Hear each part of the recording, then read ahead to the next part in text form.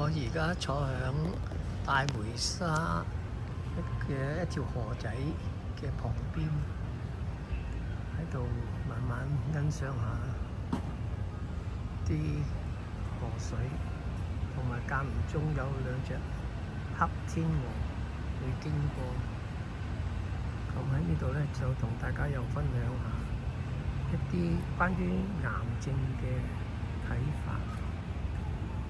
因為剛剛阿女又問我太陽係咪可以有維他命 D， 咁啊減少生 cancer。cancer 就唔使講得太複雜，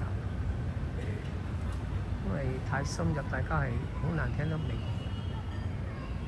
最簡單嚟講就係癌病咧，其實即係一種叫做唔正常嘅細胞分裂，亦都係叫病變。咁當嗰啲細胞唔正常嘅時候，即係分裂唔正常，其實個身體有個機制，個身體嘅機制就係大自然嘅設計。大自然嘅設計咧，就係會將呢啲唔正常嘅分裂細胞咧，就會將佢排走咗嘅，就好似掃把咁樣掃走咗。咁如果喺呢個過程之中，通常係有20個過程，其中有某啲過程出現問題，譬如話機器咁樣壞咗，掃唔到。咁佢就會積住喺度，越積越多咧，就會有個瘤。有個瘤嘅時候，就會變成嗰個癌症、癌病。呢個係一種科學嘅解釋。咁最簡單嚟講咧，就係其實你個身體啲細胞咧受到污染，即係屋企好多垃圾，啲垃圾咧唔幫佢掃咧，佢變咗好多好難聞嘅味道啊，又會生蟲啊，或者有其他污糟邋遢嘅嘢出現，甚至乎吸引到出邊嗰啲老鼠啊、蛇啊、曱甴啊，好多昆蟲。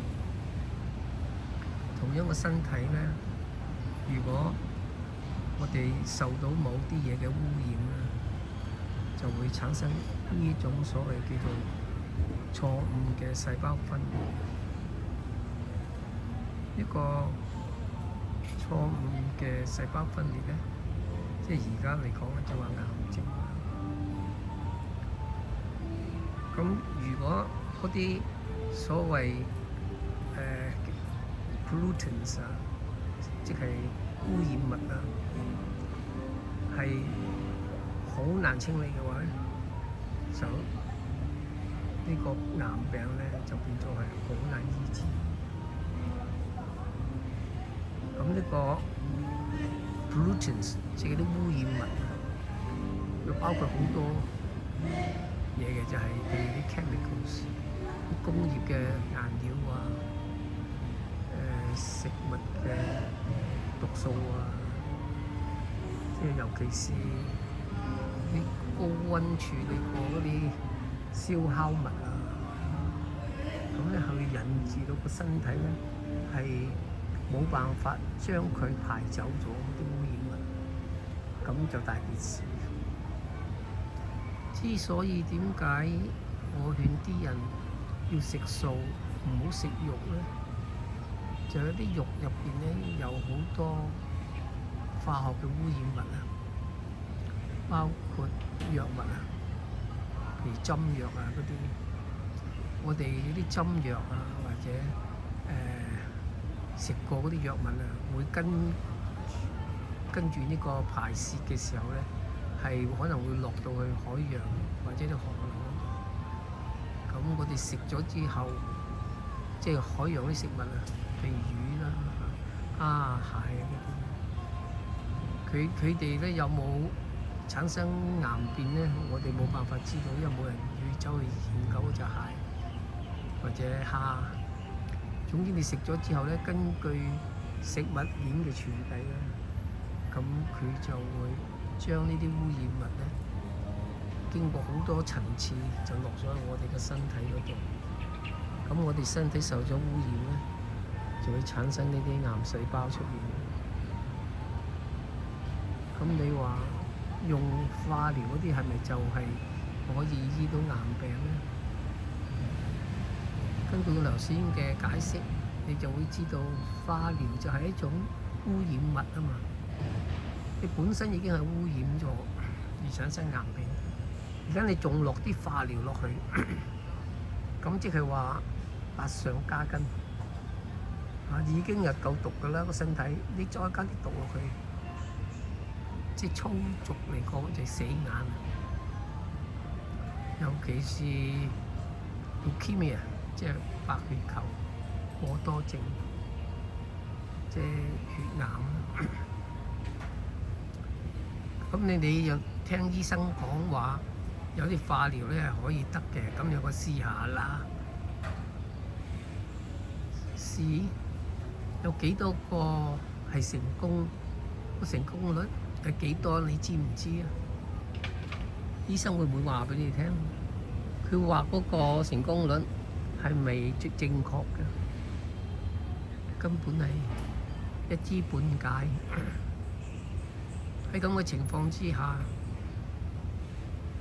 咁如果有一個患上白血球過多症，即係血癌咧，嗰個生存率咧當然係非常之低，係時間嘅問題，遲早嘅問題。你有錢嘅，你咪食藥或者做手術，睇你捱得幾耐。佢拖長可能係1年、2年、3年、4年、5年，始終係唔會長噶啦。因為你根本就落緊啲化療，一路毒緊佢，個身體咧係繼續掙扎。如果你個身體好嘅，咪可以捱耐啲咯；身體唔好嘅，咪即刻瓜柴咯，就係咁簡單。但係因為人咧好怕死，你怕死嘅係臨見到就死嗰一下先怕。之前佢又唔怕，之前你話俾佢聽，咁食法咧就會有癌症嘅，佢唔會信，佢亦都唔會驚，因為未曾發生啊嘛。我哋叫冇遠見，你唔知道一條路一路行落去嘅時候，個結局係點嘅，你睇唔清楚。當你睇清楚嘅時候咧，你就唔會選擇呢條路。咁所以食物咧係一個好重要嘅關卡，受到污染咧就好危險。